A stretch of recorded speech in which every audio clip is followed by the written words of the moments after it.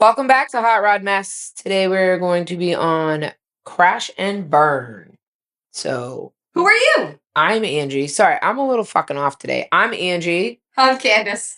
My aura's a little fucked up today. It's fine. It's okay. It's really weird when you fall asleep listening to yourself. Listen to yourself. That's another story.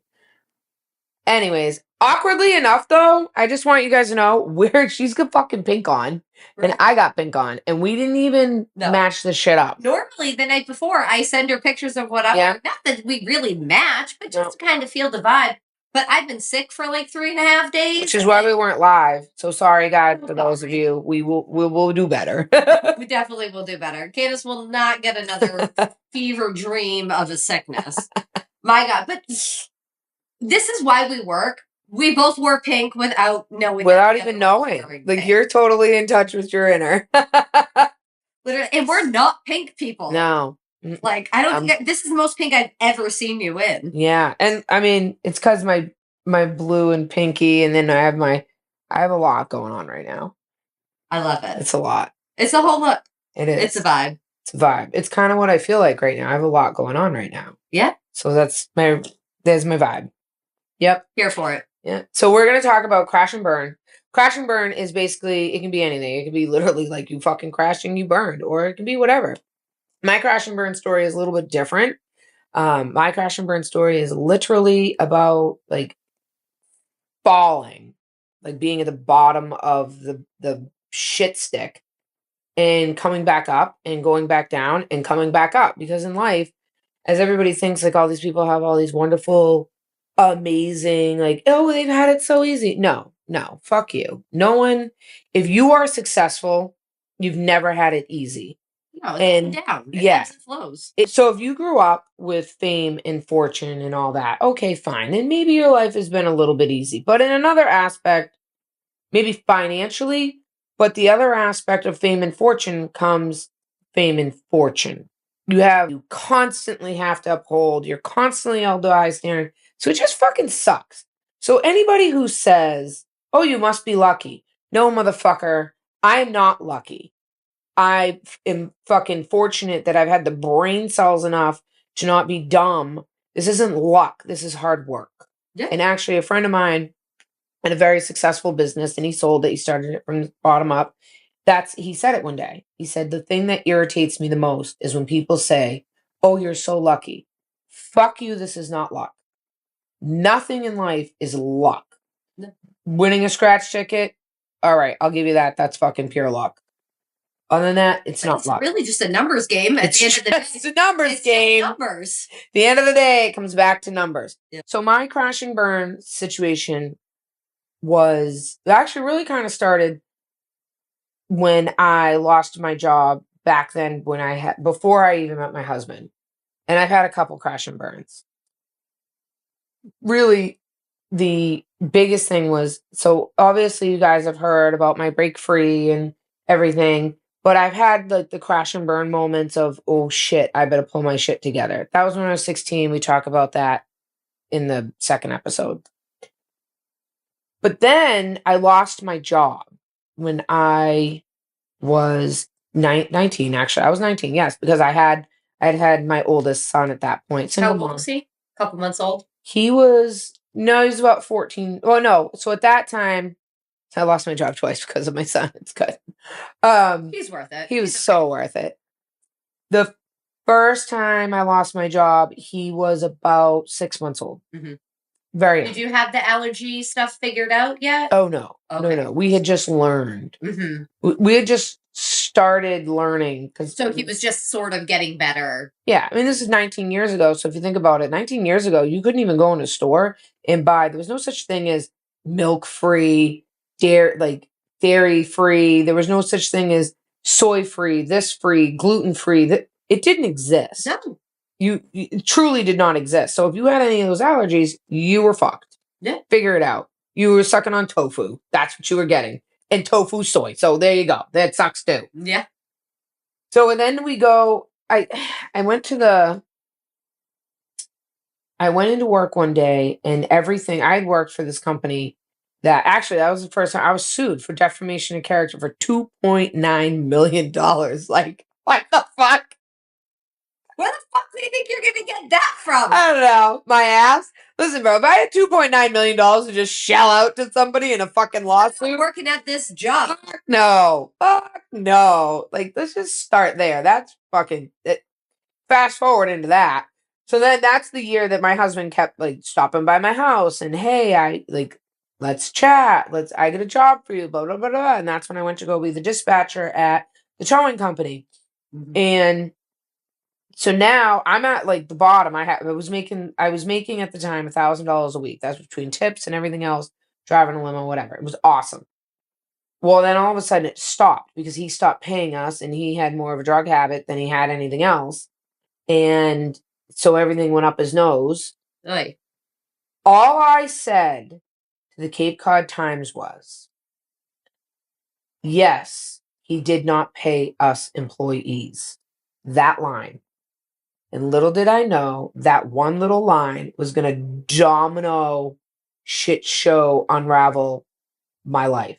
That's insane. Insane. And it wasn't a lie, though. That's what's fucked up is that it wasn't a lie. No.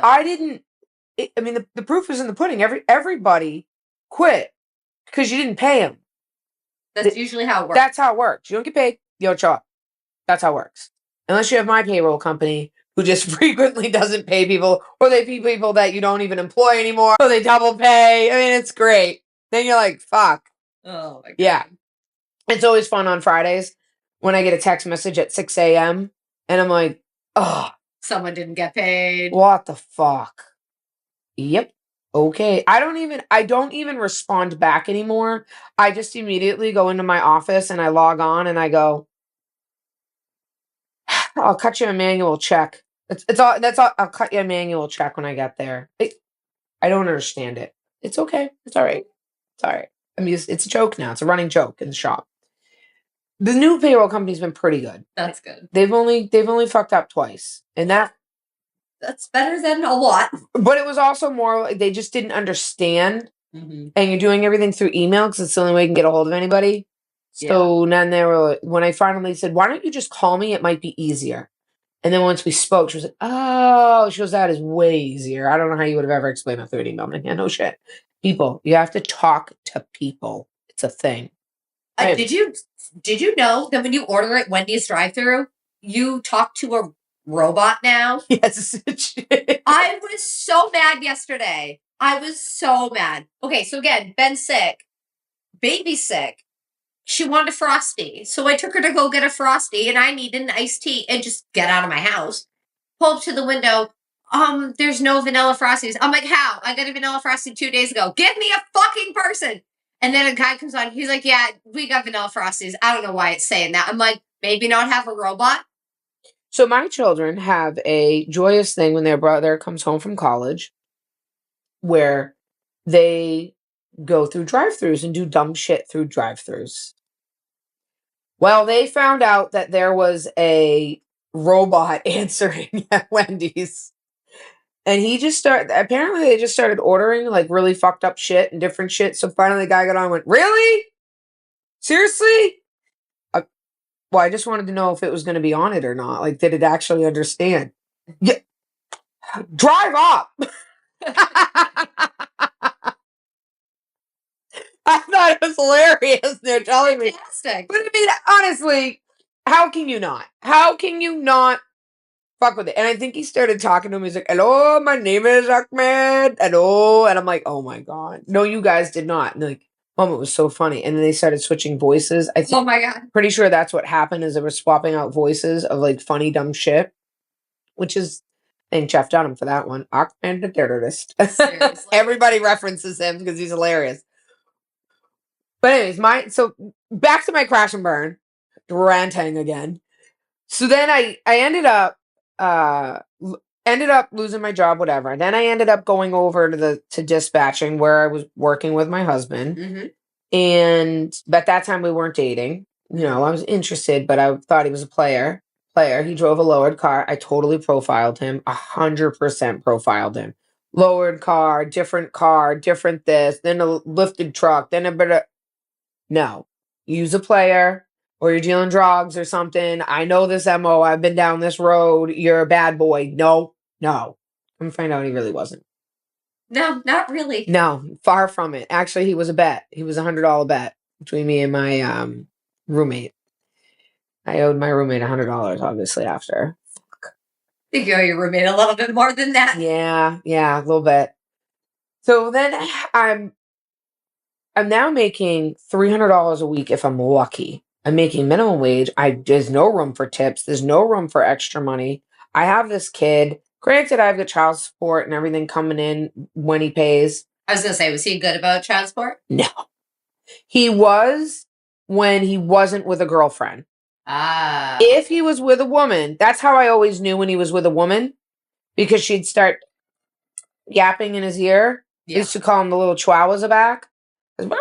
No offense to chihuahuas. They're just yippy. There's only one good chihuahua. Yeah. Mr. Keto Taco Bell top chihuahua. He's so cute. So then now I'm gonna like lose my car. Like everything is just shit showing domino. I can't pay my rent. I'm using my child support money to pay my rent. By the way, I just want you to know, sick and fucking twisted. My landlord were my parents. So now I'm like, fuck it. I have to pay rent. I'm trying to just pay the stuff that's going to affect me. I try to get on welfare or whatever. I guess SNAP now. Food stamp. Yeah. Yeah. And they said, well, no, you don't qualify. How do I not qualify? Well, financially, you don't really make enough, but you have a car payment. Get rid of your car. So how am I supposed to work? How am I supposed to get to work? How am I supposed to do anything? So if I'm successful even the least bit, I'm shit on and I can't get help. Basically. Yeah, basically. That's how it works. Fucked up system we have. Yeah. Fucked up system. If you're a liar, a deadbeat, and a fucking straight up loser, whatever you want to call it, you get assistance. But the person who just needs a little oomph and is doing well, but is in just a minor little struggle, nothing. Nope. Forget all the fact of my kids in this same time frame. His dad, Jacob's biological father, he canceled the insurance or stopped his insurance. Basically, he pulled the Douglas. He quit his job, said, I no longer need that insurance. But he did. And that's it. So Children's Hospital, I'm going back and forth.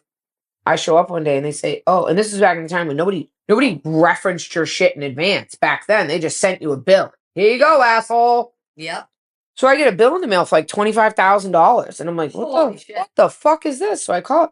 Oh, no. Your insurance stopped. And they give me the date. So I call him. Dude, what the fuck? Yeah. Like, this is a huge problem. Well, it's not my problem. Your kid. Mm-hmm. Yep. You had equal parts in creating this human. He doesn't feel that he needs to go to Children's Hospital. Okay. All right. Dude's allergic to half the world. Correct. But whatever. You know what? It's cool. Good talk. Yeah. So if you guys haven't picked up on not taking care of your kids, severely pisses me off. Like huge. It's a no-no. You're just, if you can be a murderer or whatever. If you shit on your children, fuck you. You're just dead. You're dead. You're dead to me. Don't show. So, if you ever say babysitting my child, unironically, my husband always says that and it makes people mad and it's really funny because he's 100% kidding when he says it. But people genuinely say, oh, I have to babysit my kid.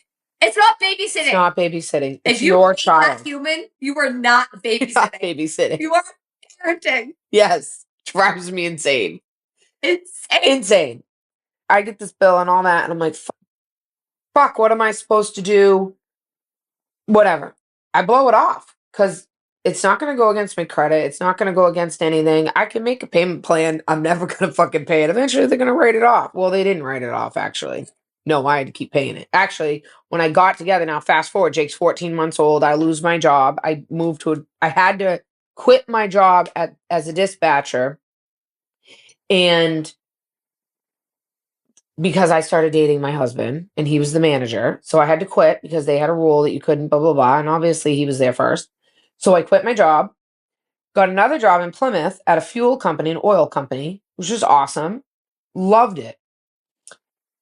And so I actually got the job through Jake's biological dad. He said, "Oh, hey, little did I know it was a little secret trick to try to get me back into his life." Yeah. So I was seeing my husband. We didn't live together yet. We didn't anything like that, but we had decided, like, let's just really see where this goes. Give it a real shot. Right. So we started talking to each other in end of September, October. And then we called it official. I always fuck this date up. I think it's November 23rd, 26th. He says it's November 23rd. I do not, but he is the man and he always remembers a card, and I suck and I don't. I suck, okay? I get it. That's when we said it's official, let's move in together. And that's when it was like an exclusive, here we go. But I didn't sleep with anybody in that time frame when he was still banging his girlfriend at the time, which, well, that's funny. That's when you know you've hit a point in your life where, like, I'm good. I'm done with men. Like, if it works, it works. If it doesn't, it doesn't. And that's where I was. It was at the point in my life. Yeah. I was like, I don't give a fuck anymore. Well, your main priority was Jacob. It was Jacob. It was Jake. Everything in my life, from the second that I found that out that I was having that kid, was him. And now I had just gotten out of a relationship. I don't even want to say it was a relationship. It was a shit show with this guy, actually, a few years ago. He killed himself, which is very sad. Yeah, he drove himself into a barrier with his company truck. Oh, good Lord. Yeah, very sad. But I had just gotten out of a relationship with him, and I had said, fuck this, I'm done with men. And then my husband now, but at the time, not my husband, kept driving by and stopping and all that. And finally my roommate was like, listen, give him a chance. I said, nope, I'm eschewing all men. After that shit show that just happened, because he was horrible. Yeah. He was, oh my God, he was the Calvin Klein drop dead gorgeous guy. I mean, yeah. And man, he touched every right orifice of your body at every moment. It was like he was a sex goddess. And he was gorgeous. And he had crystal blue eyes. And he had the perfect he was just so perfect. Mentally. He's the one that took me to a house to meet a whole family that's not his family. Oh, yeah. Yeah, that's him. Oh. So now I find out all of this crap that he left some girl on the beach to die and all this bullshit. And he was taking my car to go meet some other girl. It was just a shit show. But that's what happens with drop dead gorgeous men. If they are literally flawless, there's a problem. They have a complex somewhere. Okay? It's there. Trust me. They're not perfect. No. So that's when I was like, fuck that. So then I go to work one day. I've known Jacob every time he had come home from his father's house over the weekend. He always had a severe diaper rash or whatever. He would leave him in his diaper all weekend.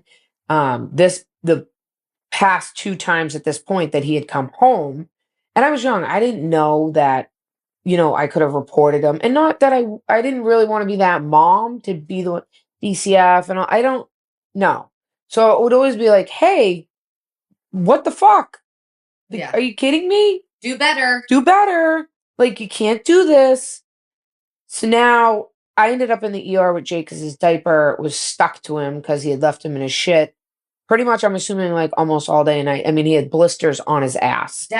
It was horrible. So it makes me so mad. It was horrible. So I brought him to the ER because I was nervous because he was prone for staph infections because of his eczema. And they reported him, actually, at that point. And I had been up all night. Then I go to work on Monday morning, and which is kind of funny of going to work on Monday morning or not being able to go to work on Monday morning because I had to take care of Jacob, because William, my husband, thought when I worked for him at the dispatch company that I was lying about having a child. Because at this point, he had never seen my kid, and I never brought him around. I was very like, no, you're not seeing my child. Right thing. And So he pulled me in the office one day and said, listen, so-and-so is going to be out on Monday. I really need you to be here on time. And, I know you're out partying all weekend, but, and I looked at him and I said, yeah, I wish I was out partying all weekend. I was actually taking care of my son, but fuck you. Thank you, I guess. Yeah. Oh, whatever. Is there anything else you have to say? So, which is kind of funny that he doesn't remember that because he's like, well, I'm your boss. And I'm like, nope, don't give a fuck because I would still talk to you the same way. Don't care. Pretty much I did then. Yeah. So I don't know where we're going with this. Anyways, so, and then when he finally actually came to my house, when we started like dating and came out, he goes, real kid really exists. This is real baby stuff. I didn't just go rent this. Yeah. And he's, oh, wonder you not meeting my son. No. And then he actually did finally meet him on Halloween night when he was dressed up as a little pirate. And that's actually the night that Jake took his first steps.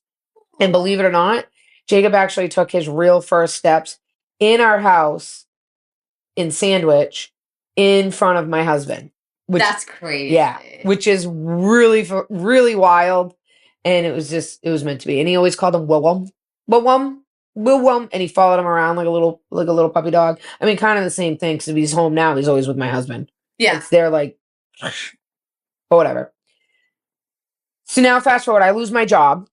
I go to the fuel company and I show up and he says, listen, we have to have a talk. And I'm like, oh, here we go again. And he says, if you can't show up to work on time, then you can't work here. And I looked at him and I said, well, I'm not showing up on work because I'm doing something like that. I'm fucking off or whatever. I'm not showing up because I was in the hospital with my son. Like, that's how this was. And he's like, now he has an infection, a staph infection, but like, it's a domino effect. This is what happens. I don't have anybody else don't. It's just me. It's just me. And I would never leave my kid if he was sick, Jake. No way. No fucking way. It wouldn't happen. And now he says to me, well, it's either your son or your job. Well, okay, then I guess we're going to have to leave. Real tough decision. We're going to part ways. I remember looking at him and I said, then we're going to part ways. And I think he was shocked by that. And I remember him going, well, if you go and hang out, maybe go see my friend. He's looking for someone. His friend owned an excavation, whatever company in Plymouth. And that friend did not want to hire me for anything other than for sex. Wow. So then I went back. And when I figured that out, I was like, yeah. And I actually remember saying to him, his name was Joe. And I said to him, no. I said, I'm not. No, I'm not. I'm actually seeing someone. Thank you. And that's not my gig. Wow. So not my gig. So now I come back to the house to, with my husband. My sister actually at the time had been watching Jacob for me because she watched him during the day. I paid her $150 a week and she watched him during the day. Nice. Which was awesome. That's great. Because I couldn't afford regular daycare. It's too much money. Even with the voucher. Huge. And I didn't qualify for vouchers. So there's that. Not happening. I waited a year and 6 weeks from the day Jace was born to get approved for the voucher. It's fucking ridiculous. I, for the first year of his life, would have $20 after I paid daycare and my bills. $20. Yeah. I think I had I ran on a negative almost every week because I would play the catch up. I'd play the game. I would play the game of, well, if I mail this out this day, I can float it until this day and I get paid on this day. So then I can just ride it. Yep.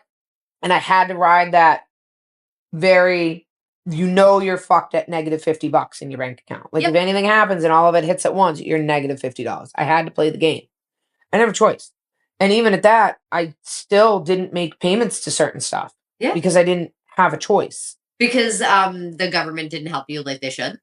Correct. Because I was an honest, abiding citizen and did the right thing, so I got fucked. But whatever, it is what it is. It's cool. We'll get into that another day. Another day, another time.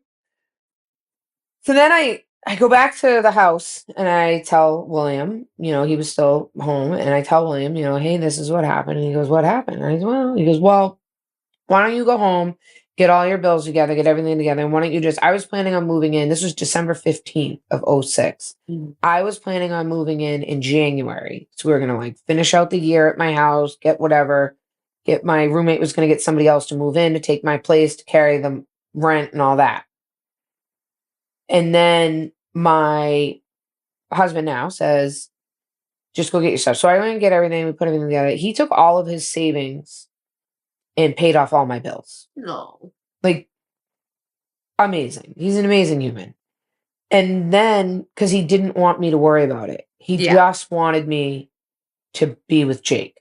Yeah. And then he gave me the opportunity, and I stayed home for 2 years with Jacob at that point. That's awesome. And then one day, the next part. So that was my low. And my second low of my first breaking free low. Now everything's going great. My sole purpose in life was to take care of Jacob, take care of the house, whatever. Great. He did get rid of the cleaning lady because I was home, so there's no reason. And we all know I like to clean, so it doesn't matter. I like everything clean. Yep. So now, couple years goes by, he gets into this project with a business partner. And this is why I always say partners are for dancing. Mm-hmm. And we're very... Except for these partners. Yeah. So, I mean, I'd still dance with her. Yeah, I'd still dance with you all day. So he finds this property and everything. And he's like, this is what I'm going to do. Blah, blah, blah, blah. Awesome. Great. Awesome. I'm game. Like, down to clown, man. I'm down for anything. They were building basically essentially duplexes. And the duplexes, like, he owned one property and we owned the other property. And then they had to adjoin the properties together to have enough to make it all happen. So it was stuck in a trust, which is awesome. And I'm sorry for what about it is coming out of my mouth. It's gonna shit on some people, but I'm sorry in advance, but you suck for this. But I'm happy that you sucked for this because it gave us the strength to know that we can get through anything. My husband, I never really liked his business partner's wife. Mm-hmm. Never liked her. She didn't really like me. It's fine. It is what it is. As I said in my TikTok, I drink coffee, not tea. So we now go, you either like bourbon or you don't like bourbon. I'm bourbon, baby. You either like it or you don't. That's how it works. There is no fine in between with me. No, it's very black or white. Very black and white. We go out to dinner. So now fast forward, this project is going forward. They found, they're modular homes too. So they found a company. They're getting ready to ship them up here. They're getting ready to drop on the foundation and get set up. Everything's ready to go. We go out to dinner. It's a week. We go out to dinner with them. Everything's great. I'm like, oh my God, they're such a cute little couple. Like, he really goes and gets her fucking milk from some stupid fucking farm in the middle of the night. Like, this is crazy. So sweet. Yeah, he had to go to a farm to get magic fucking milk because that's what his daughter was allowed to drink because they had no hormones or no nothing and blah, blah, blah, blah, blah, blah, blah. And I only know that because my husband called him to talk to him one night. It was like 5:30, 6 o'clock at night. And he's like, where the fuck are you? Oh, I'm driving out to this farm to go get milk. Like, all casual. Like, it's a normal thing. It's a normal thing to do. He goes, why don't you just go to the fucking store? Oh, because you can't get non-GMO, be-ba-dub, from... And he's like, what the fuck does that mean? Now, again, this is about 17 now years ago. Yeah. So we didn't have you had two things, Gorelick and Hood. That's what you chose with the Stop and Shop brand. Literally. Sorry, 3. That's it. And there was no non-GMOs or what. It wasn't it. It wasn't a thing. So it wasn't even like lactate. No. Almond milk? What the fuck is that? Right. Not a thing. So now I'm watching them at dinner and I'm like, oh my God, they're so sweet. They hold hands. Blah, blah, blah. I'm thinking, like, you're a really awesome couple. Yeah.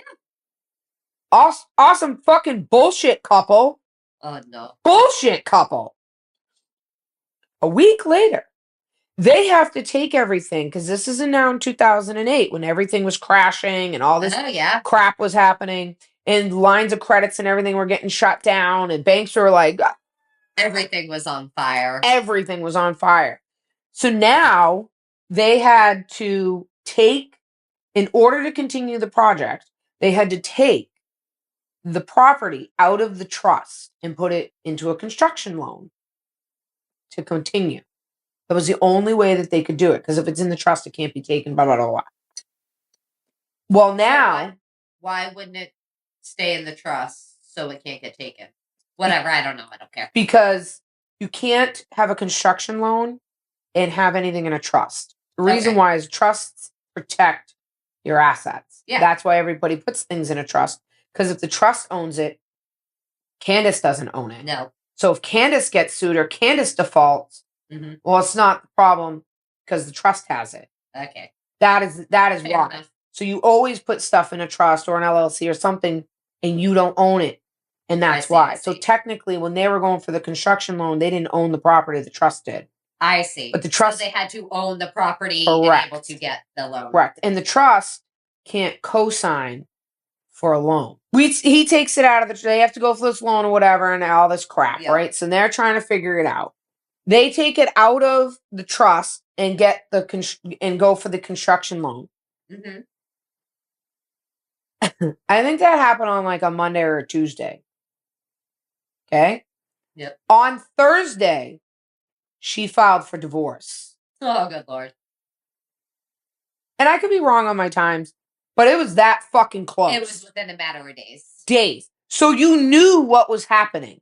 Yeah. And second, no one ever told us that they were in couples therapy for years. Okay? Never said a word. Never mentioned it. Never in conversation. Nothing. Nothing.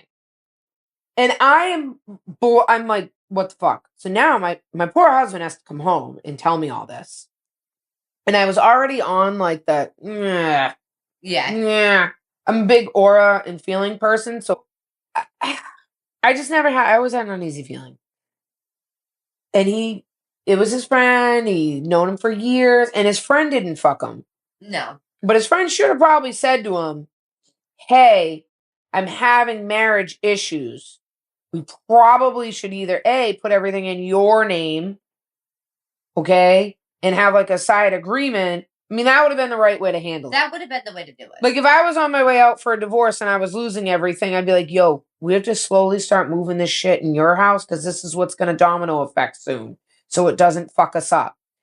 I'm sorry, but if you're in a marriage where it's that bad, where you're going out for divorce, by the way, also, I don't believe in divorce. I think that you got to reconnect with your spouse. And I think and I get it. Like there are some times like he cheated. Divorce is necessary. Cheated is cheating. You had a smoking crack with your pregnant wife. Correct. Different situations require. But that she read a book that influenced her on her thought process on how this was abuse. Books are influential. They are influential, but you have to also have your own fucking brain. Wow. It's like my dog looking at me with his eyebrow up. That's an eye roll, dude. That's a like, what the fuck? We're doing this again? He definitely has a what the fuck face. Oh, he does. He's got a what the fuck face. He was so happy to see me this morning. I know. It's so amazing. I was wondering why he wasn't upstairs. And I'm like, oh, Candice must be here. He's going to go welcome the other. All of a sudden, he was here. Yep. Just kisses and warm nose. Yep. That's Happy him. boy. Happy boy. So now I'm like, what the fuck? Yeah. What the fuck? Like, you should have. And that's an explosion. That's an explosion. This is an explosion. This is like, what the fuck? So when they go to court, fast forward, they go to court, and then, like, of course, William's like, can this be reconciled? Like, is there, like, blah, blah, blah. Now, mind you, William's already been through a divorce with this particular one, with someone in our family. So he kind of knows the MO. Fast forward. No, not reconciling. They're going through, it's happening. Okay, all the way. The obnoxious shit that was coming through the brain cells of her was just ridiculous on so many levels. Whatever. They go to court. And he then has to call my husband and explain to him what the judge said. Judge said, quote unquote, he said, what about my business partner? Like, he's not involved in this. Do you have it together? Well, yeah, the properties are adjoining, but we have separate mortgages, but like whatever. It was kind of weird and tricky how they had to do it. Mm-hmm. And he says, well, then she's entitled to half. Half of what? Half of what? If they complete the project and they made, we'll just say, I'm just going to use a round number. Say they made, excuse me, they made $300,000. She gets half of that $300,000. And they would be stuck splitting 150. That makes literally no sense. That's the way the justice system works. It's so stupid. And it had to do with like how many years they were married and all this crap and blah, blah, blah. And he was the sole caregiver for her because she didn't really work. Mm-hmm. And he made a shitload of money. So anyways, we then go through and William now comes home and he tells me, hey, we have to, this is a thing. And I'm like, what? I'm like, well, whatever. I guess we'll just have to deal with it. But the fuck if that bitch is getting half, I'll burn that bitch to the ground first. Yeah. No fucking way is she getting half. You knew exactly what the fuck you were doing. And it was even more horrible in the aspect of, granted, his business partner and him grew up together and whatever. They've known each other forever. But his other half had a much bigger fucking connection to my husband. Yeah. Than he did to my husband. So for you that alone to allow that to happen, are you kidding me? You should have had the decency to at least come to him and say, listen, I'm going to do this. So maybe don't do that. Stop. No. Instead, you were vindictive and you chose to do this so you could get more money. And in turn, you hurt people that you have to deal with for the rest of your life. Mm-hmm. All around in this bubble, you have to deal with. Like, so be careful where you shit. I mean, it just blew my mind that you would do that. I couldn't even walk in a room knowing I fucked somebody over like that. Ever. I couldn't do it. Yeah. Couldn't do it. No. And I know this is tricky for you to hear this story because you can't really comment, and I understand and I get it. So if she's not really commenting, there's a reason. Yeah. However, now we go through this whole process and William said, fine, I'm just going to let us go to the foreclosure because she's not going to get it. So that's crazy. They both made that was the best option. The best option was to let it go. Yeah. That was the only option for both of them. Both of them had to do this. Did they talk about it? Yeah. Mm-hmm. That was the best option. Mm-hmm. He said, look, I've talked to my attorney. I've talked to everything. This is the way it is. Mm-hmm. Either she gets half of whatever we do, or this is the only way out. Even the judge said to them, unless you let it go to foreclosure, she's entitled to half. Okay, cool. The writing was on the wall. So they both let it go. And I really felt bad for later on, I feel bad for his business partner because his business partner ended up with a negative foreclosure. Right. We ended up with a positive. We ended up with and the positive means he didn't have any debt. Mm-hmm. They actually had to write us back a check for the foreclosure because they made money off of it. So any money that they make off of it, they actually have to stroke you back a check for it. Interesting. Yes. And they're not allowed to profit off of a foreclosure. I guess that makes sense. So then we found that out later, which was nice because we got like a $10,000 check. Hey, it's $10,000 you didn't have. Correct. Now, we tried to call the bank and work with them to let them know what was that. We were totally transparent with them and let them know. And they refused. They refused to help out. But then because of the property lines and everything were all fucked up because of the way they had to do it to make it one, the bank had to rescind the sale twice. And I know that because my buddy went there to go buy it, who's in construction, bought it the first time at auction and had to call us and say, hey, you got the plans for the da-da-da-da? And we're like, nope. And the bank said, nope, we can't because the property lines weren't separated because they conjoined them, even though the loans were separate. So then they had to go through and re-separate the property lines, but you couldn't really the way that it was. So fuck it. It sat there for years dormant because of it. They couldn't do anything because of the property lines. And my husband said no. Yeah. Later on, I think he signed off on something to help it out, but whatever. In that time, I had gotten pregnant with Ella. Mm-hmm. And now at this point, we were at like our low. Like it was whatever. Can't get much more low than We this. can't. This is a low. This sucks. So now we have to go. We can't show any money. We can't show any life. We can't show anything. We literally have to stay insoluble. So everything in our life, we went out, before we trashed our credit. Well, I say we, but he trashed his credit. And this man had like an 830 credit score. Oh my God. Everything else we made sure was paid on time. So then we went out, we bought a car, we bought all that, we set ourselves up. I was pregnant with Ella, and we knew we needed a new car. So we set ourselves up before it came crashing down. And then it came crashing. And then 4 months. Now, mind you, at this point, there's no chance in hell. We're never getting a loan. We're not getting anything for at least 6 years. When Ella was born, she was 4 months old. And my husband says, you have to call 911. I think I'm having a heart attack. What? So now here I am holding this 4-month-old. They come in, they truck through my house. They're doing all this. They say, we're going to take you to the hospital. You take him to the hospital. My mother-in-law comes over. She takes Ella. Mm-hmm. I go to the ER.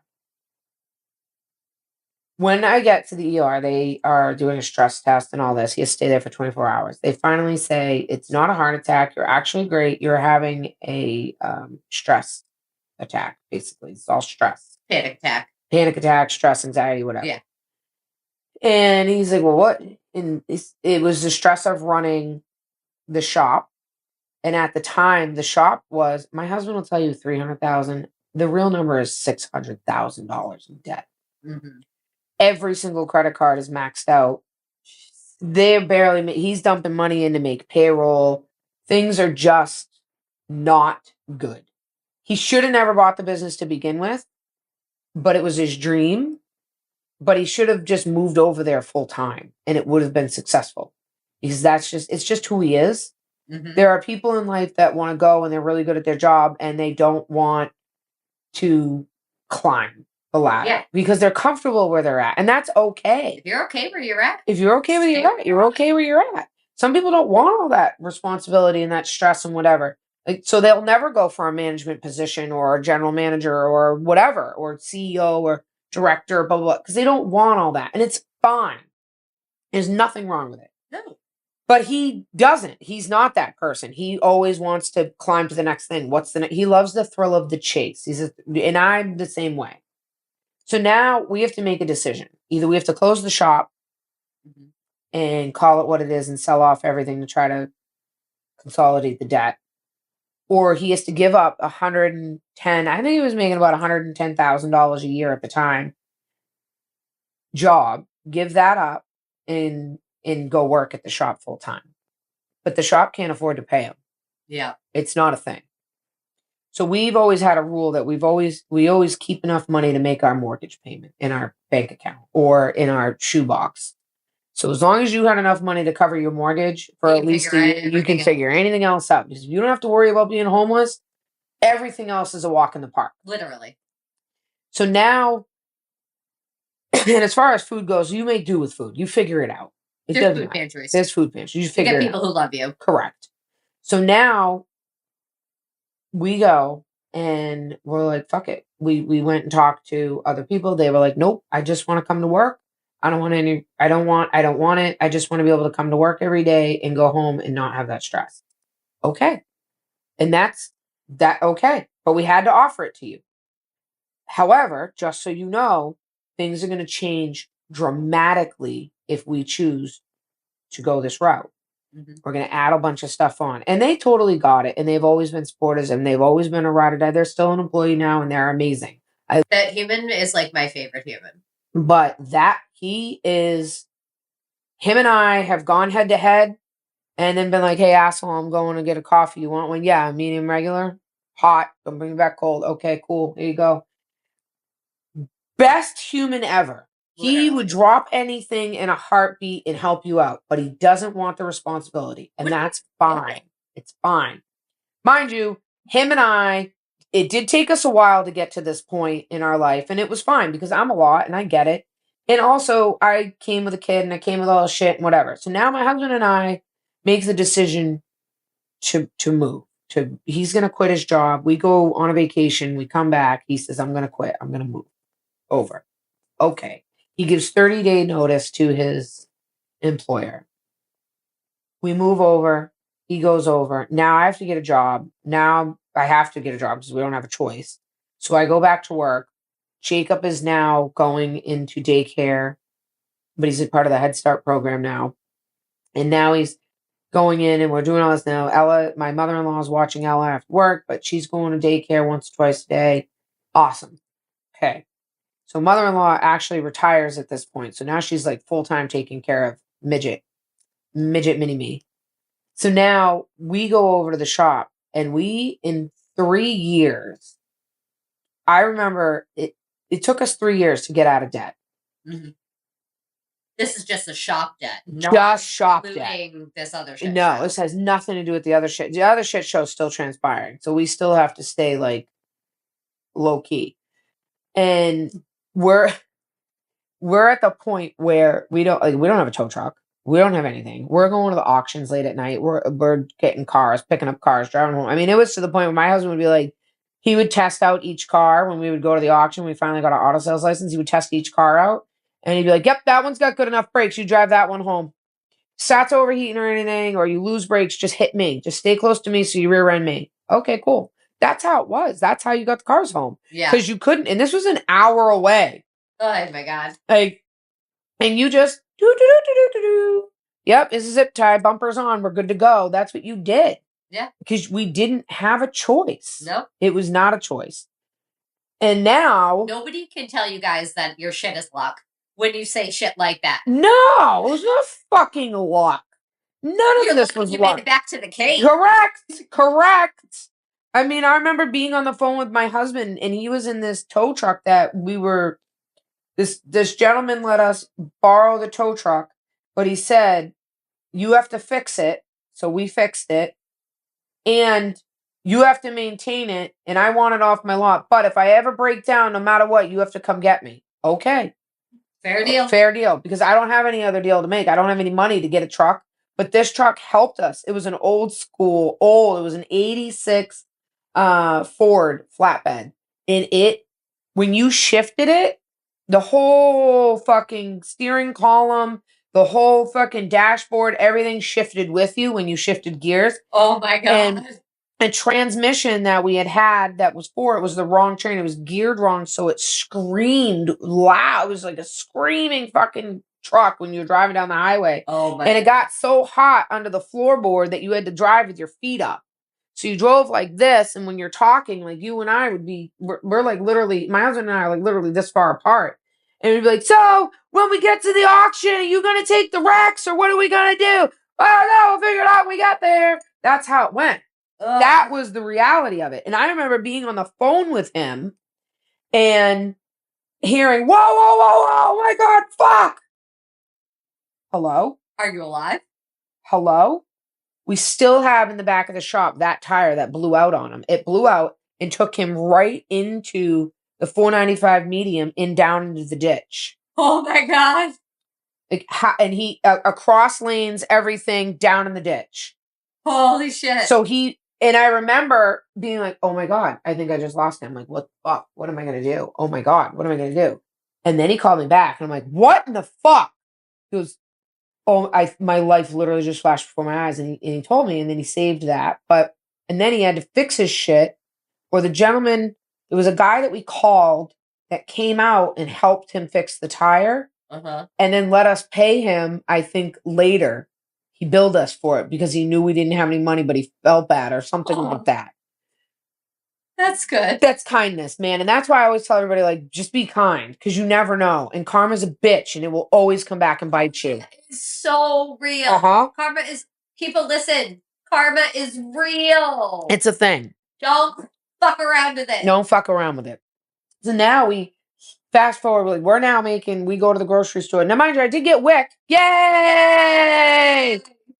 They gave me peanut butter vouchers.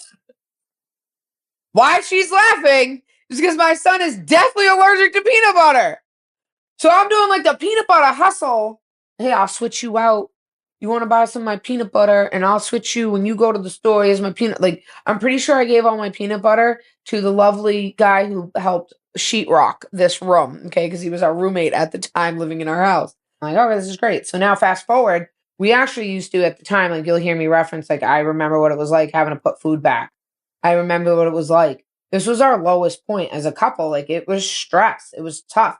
We used to sit on the couch and watch 2.5 Men and Snuggle and whatever. And when the commercials would come on and there'd be an Escalade there, there'd be whatever. We would like dream about it. That's why one of our things is called Couch Dreams. I love the couch dream. That's why that LLC is called Couch Dreams. It's because we would sit on the couch and dream about having all this shit. And whatever, it's just another thing. So when we fast forward, we went from $110,000 a year living to $16,000 a year. Oh my God. And that's how we survived. Yeah. And my check, granted, technically it was more than that, but my check didn't mean anything because it was like $200 after you paid everything.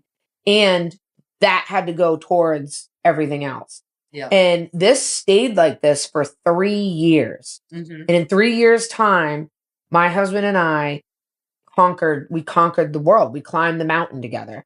We did everything. We took the business from $600,000 in debt to finally showing its first year ever profit. And we've just kept climbing from there. And we keep climbing. And like right now, fucking town of Barnesville, I fucking hate you. But right now, we're back down we're on a crash right now. Awesome. And it sucks, but it's awesome because I know we'll be okay. Yeah. Because we've been here before. We've been at the bottom. You've been the low of the low. We've been at the low of the low. And now we just have to rethink, reevaluate the bubble, and just keep climbing. The good news is at least now we have everything established. Yes. We're not really starting from scratch, but we are. I mean, the building that we purchased to move the business into, literally the town has run us out of money purposely. And now they say, it just pissed us off because now as we're selling the building, because we have to, because we can't afford it anymore, we get an email the other day that says, oh, they're probably not going to have to go through site plan review. Are you kidding me? That is the whole reason why you put a stop. So the commissioner is just going to write off on it? Are you for real? Jesus. We'll talk about Cape Cod fucking corruption, town of Barnstable, #1. That's all. But it just brings me to know that no matter how low things get, no matter how hard they get, no matter how shit you feel that maybe your marriage is going or whatever, communication, trust, and love and kindness. I can't even stress that stuff enough because that is what makes it so that you can dominate. And if you don't dominate together because you're always fighting with each other, you gotta find the common ground. You have to. You have to reroute, get back to your roots, get into your chakra, call it a day. And that's it. So, I mean, there's a lot of fuckery to my life, which you guys want to hear more of. You're more than welcome. Well, we're going to share. We're going to share it and it's all going to happen. But Candice has some interesting fun facts about crash and burn. Statistics. And I still sound like shit again. Okay. So car crashes. Literally my worst fear, like that I'm going to get in a car crash. Like I'm a fantastic driver, but I've had a lot of car crashes. So we've heard. But anyways, apparently 1.3 million people a year die in car accidents. Oh, that's a high level. This is the whole world. Yeah. That's a lot of people. That's a lot. Don't get in car accidents. Wear your fucking seatbelt. Okay. I am the first person to not put their seatbelt on. I'm the worst. I lived in the South for a year. I didn't have to wear a seatbelt. I got used to not wearing a seatbelt. I used to be that person that didn't wear a seatbelt until I got rear-ended when I was pregnant with Jacob. Yep. And they said if you weren't wearing your seatbelt, you probably would have lost him. And then I've always just worn my seatbelt since. So I feel like everybody like kind of needs to have that moment, the aha moment. Anybody who's a dickhead and just like, I'm not wearing my seatbelt because I don't want to wear my seatbelt. That's my husband. I don't need one. Okay. Mine's the opposite. He gets pissed at me when I don't have my seatbelt on. I think it's because he thinks I'm a bad driver. He's that meme when you get out when my wife drove. Die! Exactly. But did you die? But did you die? No. You did not. No. When I picked him up from, I think, your 30th, and he was shithoused. He told me how to drive the whole way. I'm like, bro, it's an 8-minute drive, first of all. Right. From your old house to my parents' house. 8-10 minutes at the most. Yeah. And I'm like, bro, like, you're shithouse. Stop telling me how to drive. Oh, man, my dirty 30 was wild, too. Oh, yeah, I walked in the house and I was like, Douglas, let's go. We woke up the next morning and I was like, I walked out front and I was like, oh my God, this looks like a frat house. Yeah. Oh yeah, you guys are getting it. There was bees everywhere because of all the sugar from all the alcohol. Oh my God. It's so bad. The ice luge was all oh my God. Great. Good Lord. It was great. Good Lord. Now we have talked about speeding. Your husband has a speeding problem. Big time. I sort of have a speeding problem. That I haven't gotten pulled over for speeding is nothing short of miracle. I should have gotten pulled over the other day. I don't know why I didn't, but I didn't. My husband is always... Bad inspection sticker, fucking speeding. And the bad inspection sticker is pure laziness. I should just send my husband to work with my car to go get it inspected. I'll do it when I do it. Yeah. But he might be a little nervous leaving you his truck again. Oh my God. I didn't hit anything. I did. Douglas, when you watch this episode, I did. I didn't feel it. So therefore. I didn't feel it. I didn't feel that child. Dragging my ass along the trailer. Yeah. Yeah. It's okay. But my brother-in-law hit something in the green truck. That wasn't me. It was my brother-in-law. It was not me. I will not take credit for that one. It was my brother-in-law. And he'll say it was me. So. Don't speed. You're 50% more likely to get in a car accident. If you're speeding, don't speed. Alcohol impairment causes 30% of all traffic accident fatalities in this country. It's crazy. Okay. Child abuse bothers me, but drinking and driving also really fucking bothers me. Like, maybe it's because I don't drink that I'm like, why the fuck, just don't drive. Well, here's the thing, though. As a person who does, well, I actually stopped drinking in December, but as a person who drinks, I have been shithoused, thought I was normal and fine, and gotten behind the wheel. And the next morning been like, oh, fuck. How'd I get here? How'd I get here? Yeah. And the crazy thing is I remember being 14 years old. We had to get home. My friend had a car, and I had that fucker pinned, needle buried, driving down the Mid-Cape. She had to be home in 10 minutes. And I was trashed. I didn't even 14? Yeah, driving her car. Yeah, trashed, girl.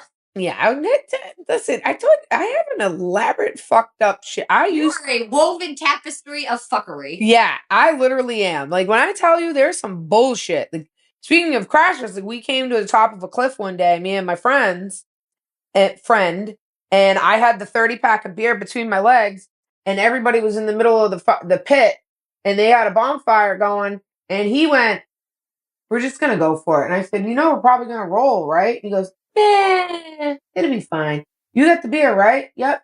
Seatbelt on? Yep. Buckled in, strapped in.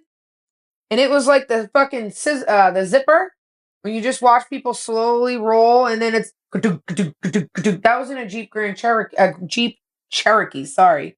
And then it landed, luckily for us, upright, which that was luck. And then we sat there. It was smoking and things were not good. And there was dents and stuff in it. And he goes, hey, toss me a beer. You need a cigarette? I'm like, yeah. And everybody at the fire was like, what in the fuck? I literally have no words. And we just got out and was like, here you go. Cheers, motherfucker. And that was it. Which is kind of funny because him and I actually we never slept together. We never anything. But his girlfriend thought that him and I were like banging every 5 seconds. And I'm like, Male friend. can. It's a thing. It actually does happen. I mean, they might want to be banging us, but right. We kissed one time when they broke up, and then we looked at each other and we're like, that's fucking weird now. I like this last one because we both have children that fall in this category of 16 to 19. Yes. Being the most dangerous time for driving. Oh. So parents, please teach your kids how to drive. We're lucky that we have responsible, well-driving children, you know. There's plenty of them that aren't. Well, I can tell you some shit about my, when we get to the next episode break fail about my lovely son. Oh, yeah. Not necessarily the next episode. But well, and the next upcomings of next. I don't know what order I'm going to put these in. I like to live on the edge. Yeah, whatever she's in the mood for, that's what it times out to. Yeah. Exactly. So basically, long story short, don't drink. Try not to speed. We all know you're going to speed, but try not to. And wear your fucking seatbelt, please. Yeah. Just wear your seatbelt. You wear your seatbelt. You got to wear your seatbelt. That's the thing. Be careful out there. Yeah. Be a good driver. Pay attention. Right. You know? That's the thing. That's the thing. All right. I think we can wrap up this week's episode. And you want to say anything else to the people? No. Thank you so much for listening. I mean, I could always say more, but I'm going to yap. But anyways, thank you so much for listening to us. We hope that you join us on our next round.